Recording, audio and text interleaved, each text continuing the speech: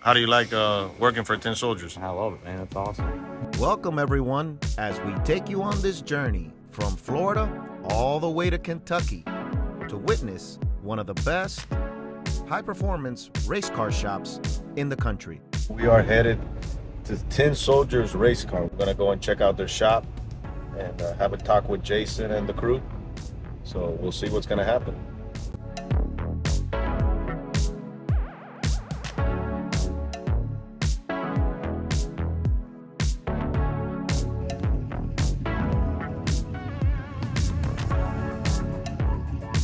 We arrived on an extremely busy Monday morning due to the fact that the team had hosted a raffle for one of their rear ends the previous weekend.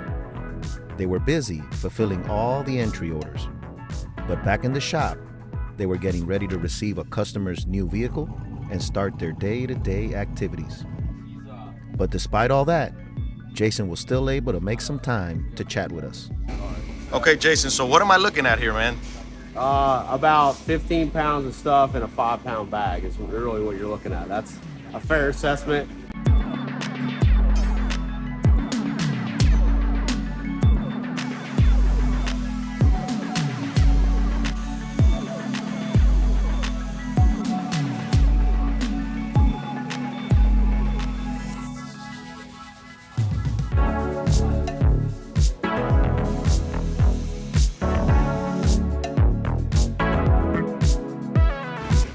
This is our OG shop. Well, actually, this is our, not OG, this would be our third shop, actually. So we started in about 1,200 square foot, then we went to 2,000, and then this is around 3,500, then minus our office. It's one of them things, sadly, that most people come in, like, I thought it was bigger than this, you know what I mean?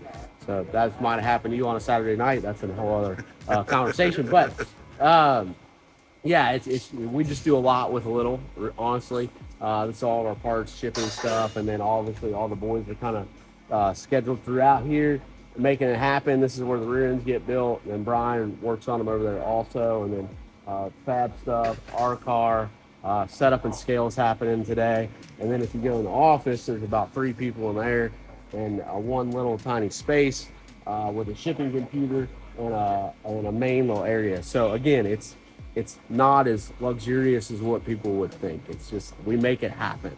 But we're going to take you over to the new place. He's going to sit me down. He's going to ask me some more questions. And then we'll give you a little insight of this is where we've been. And then we're going to see where we're going. Nice, man.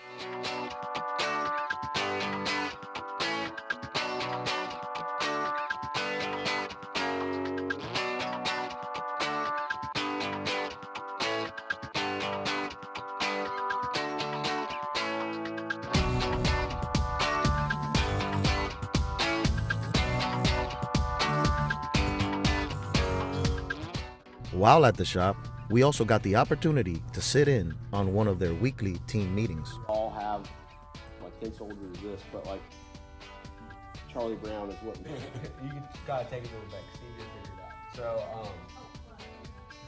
out. So, which was culminated by an amazing word of prayer. Once work had resumed, we had the chance to talk to some of the guys. So guys, I'm here with Jay Bird, man. How you doing, brother? good, bud. How you doing? Awesome, man. How long you been working for Tin Soldiers? I really don't know. 5 years, 6 years? Wow. It's been a little while. Yeah, so you're a veteran, right? Yeah. How you like working here, man? It's good. Yeah? Yeah. I have no complaints. We're too busy. I'll say that. I believe that, man. Yeah. So what is it that, what's your specialty? I'd say my specialty is finish work. Trimming out a car in like carbon and all the ribbon strips and the finalization of everything. Nice, man. I'm very meticulous about how it all goes together, so. Yeah, that's like the final product, so. Yeah. Nice, brother. That's awesome. So what are you doing today? See you, Building headers. Equal length headers for this NA car. Wow. So. Nice, man. Yeah, thank you. Real nice. Thank you. Yeah, just cutting some tubes for the other side. How long does it usually take you, for a set? I don't know. This is my first set of headers I've ever made. Really? Yeah. Wow. Well, it's the first time for everything, I right? know, and I got stuck on a tough one that's equal length. So Oh, man. Well, you'll get through it, man. yeah. Nice, brother. It won't be too bad. You guys put out amazing products, so Thank you. everything that is done here, man, is spoken all over the world. So Thank you. it's awesome to put a face to, who's behind the Yeah. scenes doing It's all of all us. the work. Yeah.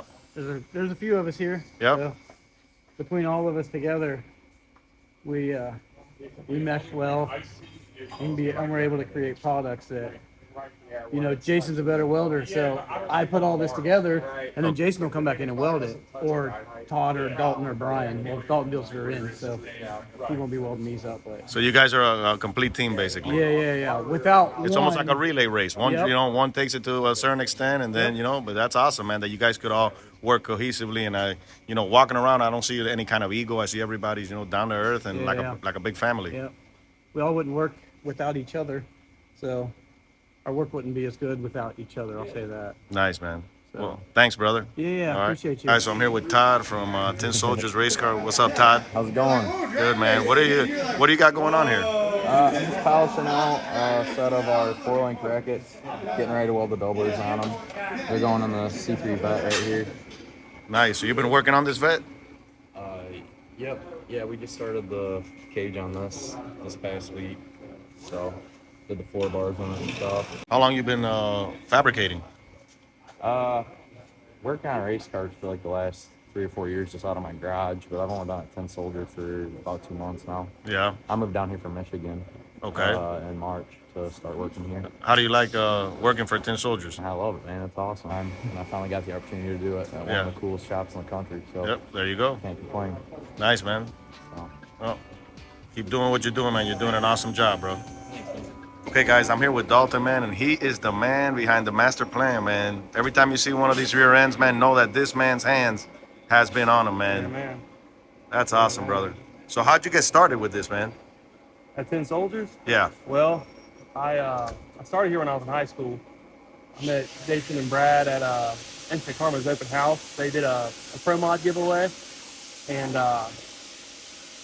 when I left that night, after they did a preview thing to check the car out, I was like, man, I want to work there one day. And when I got done with football season, my senior year of high school, I hit Jason up. I was like, hey man, I come down, check the shop out, whatever. I want to try and get a job, So I came down and I hung out with him for a little bit, Hit him up later. I was like, hey man, can I come down and work for you guys? I'll sweep floors or something.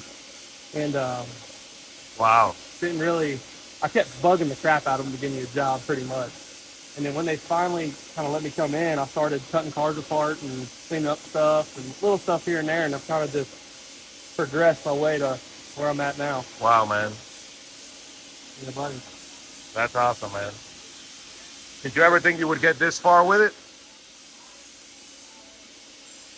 I don't want to sound cocky, but I know I worked my butt off. Like, I try to do everything I can to be the best that I can be. Yeah. So, You're giving it the best, man, and the product shows, man. I mean, every time I see one of these, like, they stand out. Like, when it comes from Tin Soldiers versus any other competitor or anybody on the market, like, this is, leaps and bounds, man. So the fact that I'm able to meet you today and put a face behind, who's putting these rear ends together and building them, and basically, what does it start off with? Just one of these? yeah, actually, I'll show you here. Start off like these. They come in 3 pieces. Okay. That's the center section part, and then we'll pack these together in a little jig we've got, and then tack them all Oh together. yeah. So what you got on the shelf there? That's. That's what they Yeah. look like after you got them all. Wow, tacked together. bro. Wow. Yeah. So this over here looks. Yeah, like Wow. we'll start like that, end up like that, and then end up like that. That one's still not done. I got some more to do on that, but Wow. What you could do with metal in your hands, bro, that's crazy, bro. That's it's metal, crazy. man. You can take it away and you can put it back. Yeah. Some parts. Some Yeah. days. Well, I mean, I just melt metal together. That's all. I yeah. do. Well, man, hey, you're doing a fine job at it, man. So Appreciate it, bro. I appreciate you, man. Yeah, Thanks, bro. no problem.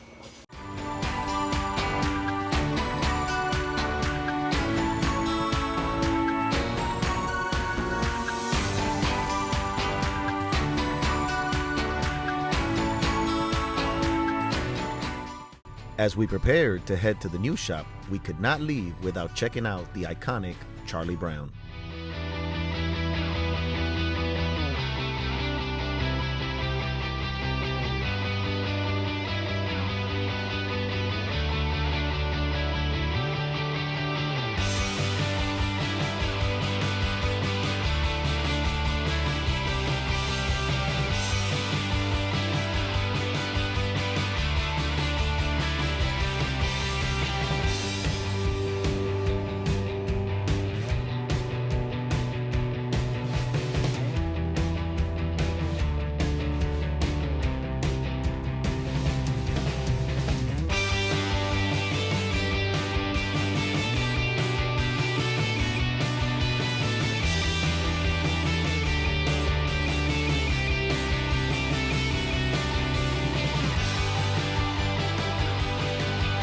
So once again, we were back on the road, and within a few minutes, we had arrived at our new destination, the Tin Soldiers Race Cars World Headquarters.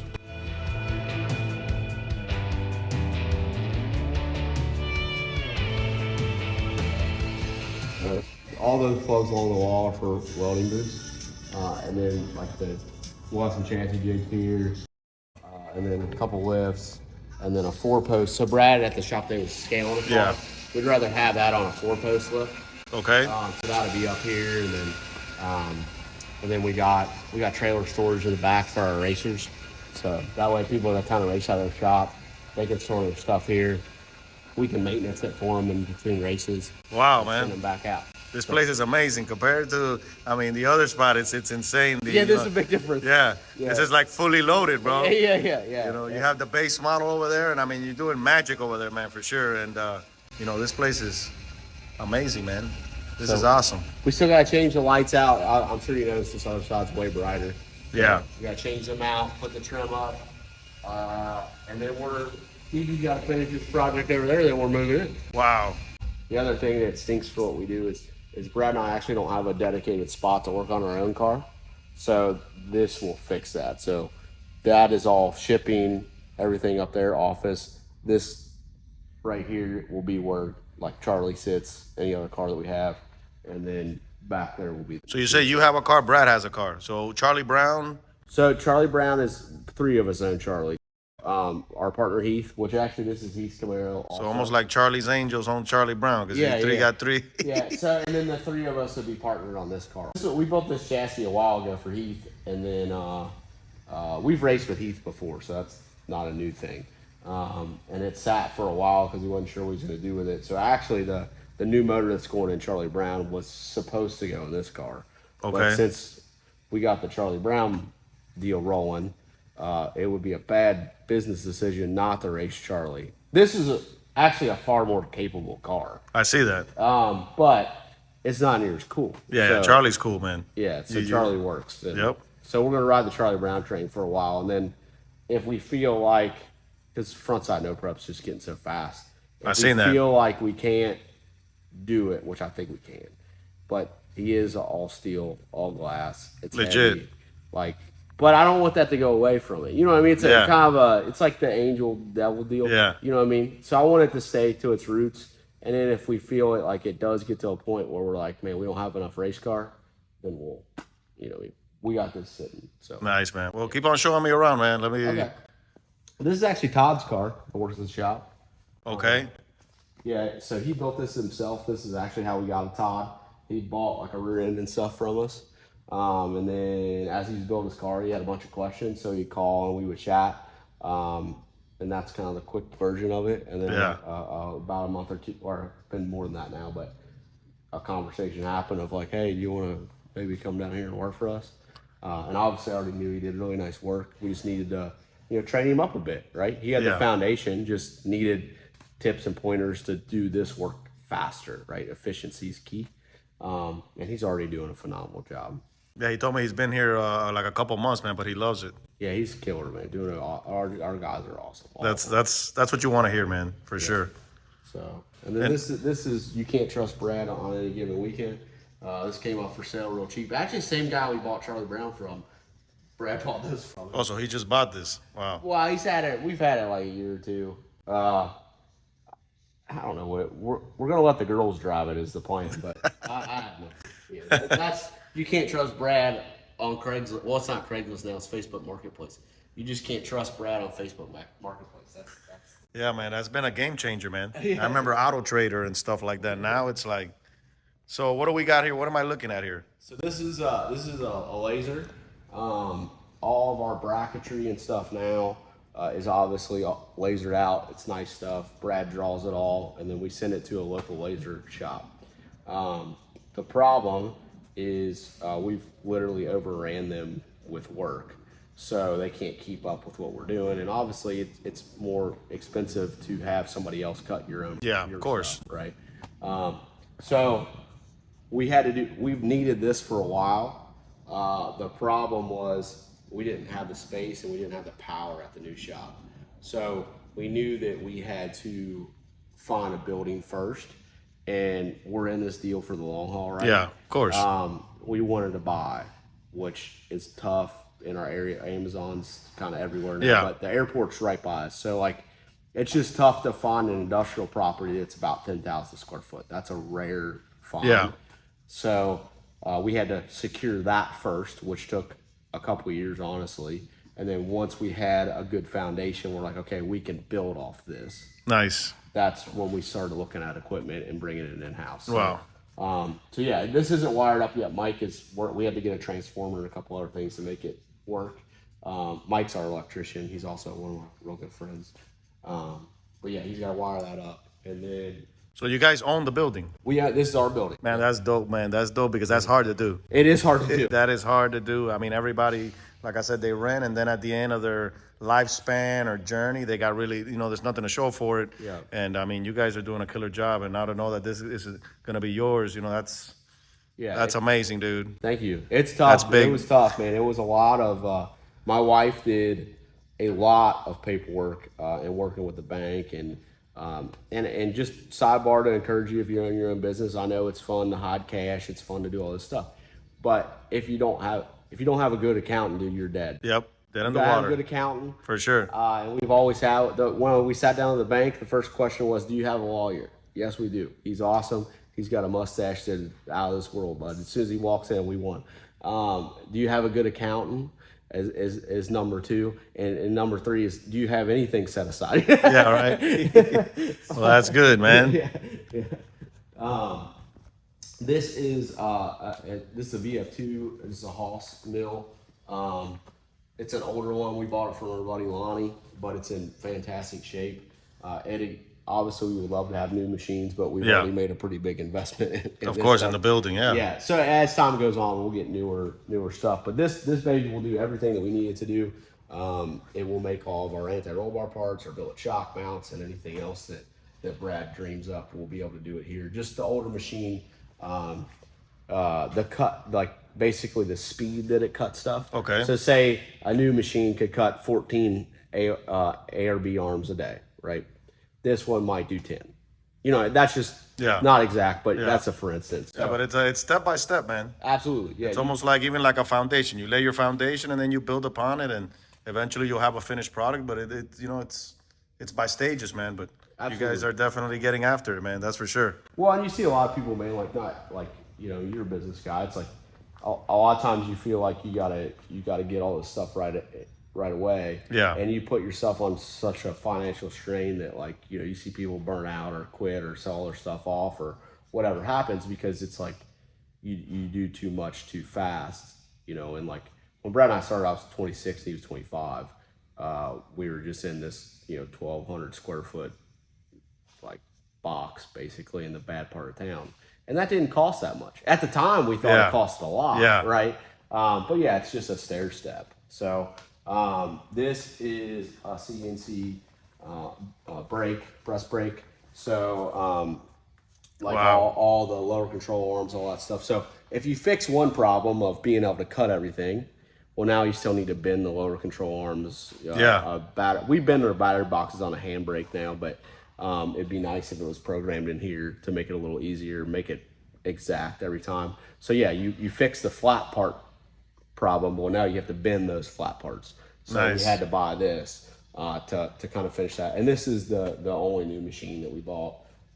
They were running a sale at PRI, and And you guys were able to get it. yeah, we made Nice, sense. nice, So, nice. yeah, so this what we have here, plus the powder coat, will make us 100% self-sufficient. We won't really need anybody for anything besides if we get overran or a machine goes down. Then we would have to use we already have local contacts, obviously, to do this stuff. But yeah, if we get stuck, Yeah. we can go back. So it'd be a one-stop shop basically is what everything will be in here. That's Yeah. awesome, man. So Jason, real quick, how did it all start? Let's go back to the beginning. You showed me the old shop, or the OG shop. Now this is the new shop. How did it all start for you, man? I'll try to quickly do it. Yeah, a little briefly. I mean, we're gonna come back and sit some more time with you, but Yeah. So I was an industrial welder, and I loved race cars. My dad, the name Tin Soldier comes from my dad. He's raced since the '60s. All of his cars have been called the Tin Soldier. So that's where the name came from. that's where the name came from. He's an NHRA super stock racer. He's 80 years old. Wow. Now, and he's still drag racing. That's insane. So yeah, it went health allowed, everything. Yeah, He's of in course. pretty good shape for 80. He would disagree with that statement, but yeah, he's in pretty good shape for Yeah. 80. So yeah, drag racing in my blood. I met Brad. I was kind of doing fab work out of my house just to pay for my habit, and ended up meeting Brad at a racetrack local to here, and we knew each other because of the internet. And we hit it off. We were like, became friends instantly. And this is going to sound crazy, but I'll say it anyway. When I met Brad, I really feel like I audibly heard God in my head, like, you're going to go into business with him. I believe it. And I'm like, well, that's the craziest thing I've heard today. I've known this kid 3 minutes.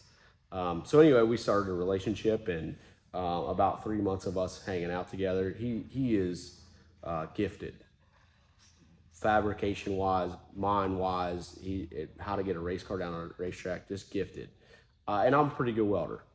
So I called him and I'm like, man, I feel like if you design the car and I'm the one welding it together, we can build some of the nicest stuff in the country.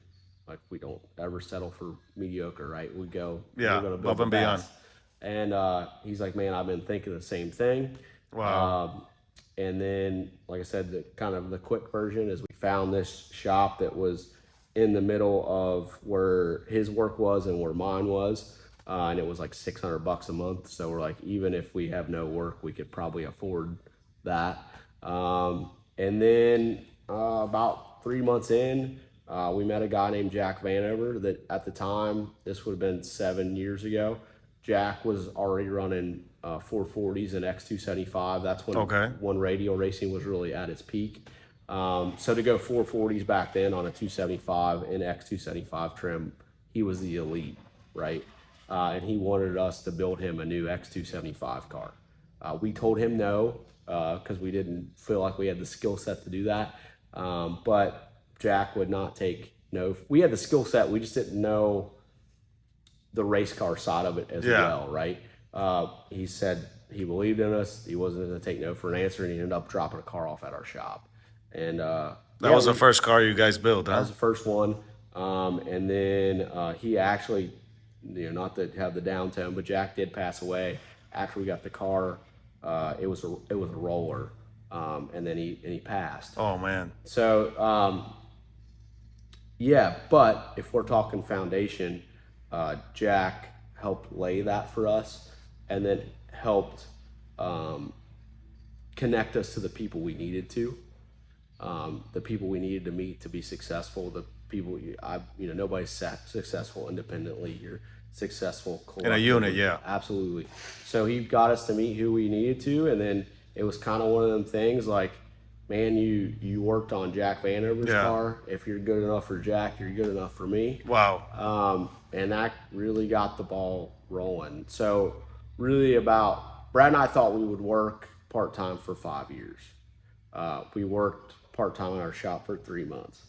And then that's it. It That took was it. off. Yeah. Wow. That's crazy, man. All right, Jason. And then, so what do you specialize? Like for those people who are probably watching this for the first time, Yeah. and really don't know what Tin Soldier Race Cars does, like what is it that you do, and what are the specialty? What kind of parts you guys offer as well for the race car community? So to answer that question, about 3 years ago is when we got into parts manufacturing, really hot and heavy, just because we became pretty popular, which thanks to people like you and just other people that support us and help get our name out there, having our name on fast stuff. Uh, there was way more of a demand for us than what we could actually give. Right, you can only build so many cars, you can only work on so much stuff, and honestly, it was really overwhelming. Right, like the phone ringing. I mean, you were there today. It Yeah, it was rings a lot. nonstop. Yeah. And at the time, it rang nonstop for people that's wanting you to build cars. So you're like, dude, I'm tired of telling everybody no. Like they're wanting, financially, they're wanting to give you money, and you can't do anything about it. So that's when we started on the parts manufacturing journey. And at the time, the way it worked was if we were building something and we couldn't get what we wanted, then Brad would make it, and then that would be a part, right? So just kind of finding trends in the market that weren't there, and then filling those gaps is really kind of how that parts game got going. Now we're probably really known for our four link stuff, our suspension stuff, and then our rear end housings. That's probably our best selling stuff. And then we make 8.8 packages for Mustangs, things like that. I think one of the things that sets us apart from most parts manufacturers is we're out there doing it, right? When our cars together, we're racing almost every weekend. We're putting our parts to the test. We're giving you knowledge, right? So we have a pretty awesome YouTube channel, thanks to Ricky, of instructional videos of how, like a lot of times people think the back of a race car is like a mystical lady or something, you know what I mean? Like they don't know how it works. Like it's overwhelming. So we try to break it down to, if you buy this part from me, even if you can't necessarily get me on the phone, we try that. We try to make sure you can get one of us on the phone, but obviously it's just busy. We have really great online resources for you. Nice. And then again, back to, we put this stuff through its paces ourselves. So we know what works, man. We go out and win drag races. That's what, we put them in the winner circle. So if you want to get in the winner circle, you should probably call somebody that's been there before. That's kind of our whole Yeah. business So model. racers with building race car parts for racers. So Absolutely. you guys are definitely in the mix, man. And then speaking of the mix, let's talk a little bit about Charlie Brown, man, because we've seen you got a badass hot rod. Can you tell us a little bit about that, like, and future plans for it as well? Yeah, absolutely. Like I said, Charlie kind of went in a direction we didn't think it was going to go. Like really, we knew we needed a no-prep car. We'd always been radial guys. We even won a radial championship. So like we're really familiar with glue, right? And we were actually really familiar with running on a slick. Just people didn't realize that, right? And right now, no preps, in my opinion, is the hottest thing we got going in drag racing. Really specifically, small tire no prep. I think it's kind of taken over. So we knew we needed a car, point blank, because I believe you can't take people to where you've never been. Exactly. So enter Charlie Brown. Our buddy Heath had Charlie. He was kind of sitting there. We actually have an origin story on our YouTube, so if you want to go check that out, he goes through the exact specifics of it. But more or less, he had a car there that was doing nothing. It needed a lot of work, and I love the vibe of it, and I knew it would be good for marketing, right? Like, you look at the car, and like you're like, that car should be called Charlie Brown. Yeah, So, I agree. And it's different. It's a 4-door Malibu. You just don't see them. Like you see a lot of the 4-door Fairmont stuff, but I don't think there's any other 4-door Malibu out there doing what we're doing. Exactly. And we were honestly known as turbo guys. We had turbo stuff. Heath is a nitrous guy. Die hard, bud. I mean, even if we can't get it, he'll find it. Like he just loves nitrous more than anybody. And for the no prep, we felt like it would be pretty good, and it was. It worked really good. It did everything we wanted it to do. But just like anything, the front side no prep is getting really fast, and we could beat anybody in the country to 330 foot. Like that thing motors to 330 foot. But we just didn't have enough steam out the back on some of the, Yeah. big twin turbo stuff, things like that. Just, that little nitrous, it was 600-inch nitrous engine. So nitrous or turbo now? Like from your opinion, what do you like best? I like a nitrous car. I don't think there's anything cooler than when a nitrous car leaves the starting line and Yeah.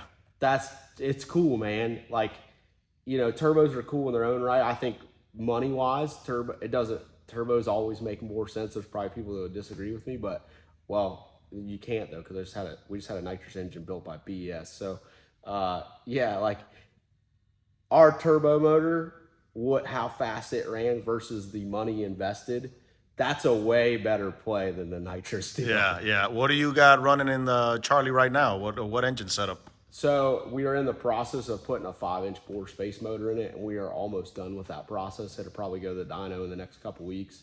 So it's built by BES, and when I'm talking 5-inch bore space, it's 750 cubic inch. Holy smokes! So it's got 5 stages of NX system on it, and then we did a turbo 400 with a lockup. So a lockup really benefits a nitrous car, and that's kind of known through the radial stuff. The lockup works well. We're not sure how much we're going to be able to use the lockup on noprep. It just kind of depends on what event was the weekend before. Nice. So you were just at Sissy Street Nights.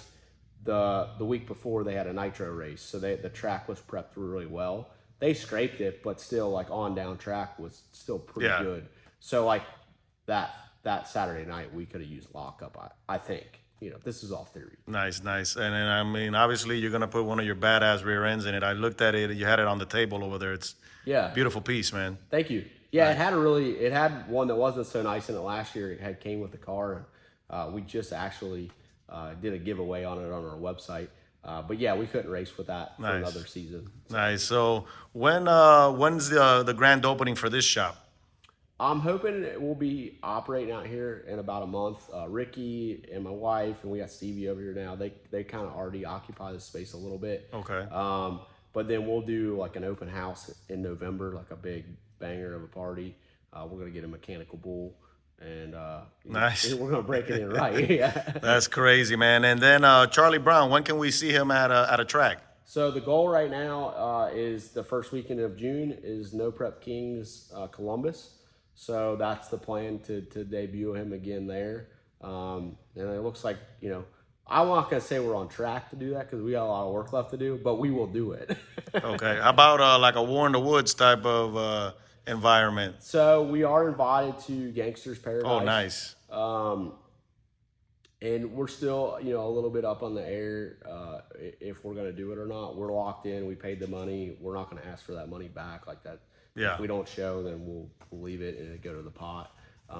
But yeah, it's a tough racetrack, man. Yeah. It is tough. And I know how fast we can go down it. And, that's kind of, unnerving, honestly. We can go fast down that surface. Nice, man. So one final question I have for you. Where do you see, seeing the growth that you've had up to this point, where do you see Tin Soldier race car, 10 years from now, if you had to have a little prediction? Yeah, that's a great question. Number one, treating our people well.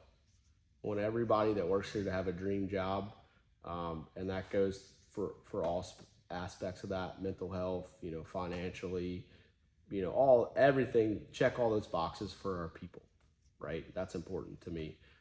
To grow it into something that everybody here feels proud of, right? I'm proud to be here.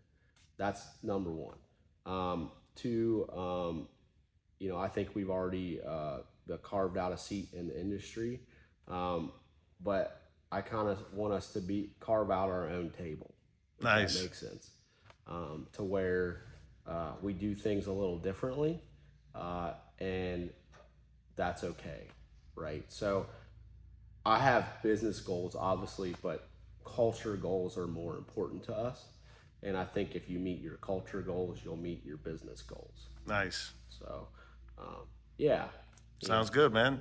Well, I appreciate you, brother, inviting us over here and checking out this badass shop, your shop that you have now, and all these badass hot rods, man, that you got going on here, man. I mean, I think that sky's the limit for you, man, and you put God first, man. I seen you guys praying, right before you guys started to work. So, man, that speaks volume, man. You put God first, and trust me, man, He'll give you the petitions of your heart. So, Thanks, man. appreciate you, brother. It's good to meet Have you. a good time. Yeah. And yeah, man, look forward to seeing you at the track. And hopefully, once the shop is up and running, we make another visit down to Ohio and come check it out, You man. got to come to the open house. Definitely. Yeah. All right, brother. We'll see you on Sounds the good, man. Mechanical Bull. All right, guys. Okay, guys, I'm here with Ricky, man. He is the mastermind behind those killer YouTube videos you guys have been watching. He's in charge of all of this. So talk to me a little bit about you, Ricky, man, and what you bring to the table here. Man, I don't know. I don't know where to start. Known Jason and Brad for a long time. I was kind of there at the beginning when they started, this whole thing as a friend, and Jason kind of always said that he would love to bring me on at some point. And so fast forward, however many years later, I was kind of finishing up a job that I was doing in South Florida. Yeah, down that's in Miami. crazy. Yeah. And he said that he had interest in bringing me on. And so I went to my first race with them up in it was up in Norwalk. They were still doing the radio stuff. Yeah. And I got the whole vibe of that, and it's cool or whatever. But moved back here to Cincinnati to join them, and then we started doing the no prep stuff, and kind of fell in love with them, enjoying it, and yeah. That's awesome, man. So what can the audience, the YouTube family, we're gonna attach the link to you guys' YouTube channel here. Yeah. Once we air this video, what would you say to the audience, to the YouTube audience? What can they expect? What kind of content you guys are gonna continue doing? I mean, you guys got Motivational Mondays. You guys got a lot of how-to build. What are we gonna see moving forward? Well, first, I just want to say thank you guys, everyone that watches us. It's been an awesome thing to be a part of. When I came on, the boys had their YouTube channel for a year or so, but weren't super consistent with it. They didn't have a full-time me. It's been awesome to see the growth in the year and a half that I've been with them, and we couldn't do it without our viewers, supporters. I'm always looking to add new things to the channel. Like you said, we do the Motivational Mondays, the how-tos, the race series. I'm really looking forward to kind of doing what you're doing, and we chopped it up and talked. I love what you're doing here. Doing some car profile, racer profile videos. I want to definitely start doing that, and then I really want to get into the long form content. I have all this equipment I want to start taking to the track for us to do sit down longer podcast video interviews. So yeah, a lot of that. Hopefully in the near future. Nice, man. So it's gonna be a good future, man. A lot of content coming, right? Yes, definitely. That's the nice, plan. Man. Well, you guys make sure to subscribe, man. To what's the channel? It's 10 Soldier Race Cars. There you go. Yeah. 10 Soldier Race Cars on YouTube, baby. Yeah. All right, guys. Thanks, Ricky. Thank you. So as we approach the end of our journey, we want to give a special thanks to Jason and Brad and the entire crew of Tin Soldier Race Cars. We wish you guys nothing but the best from where you've been to where you're going. Thank you for watching.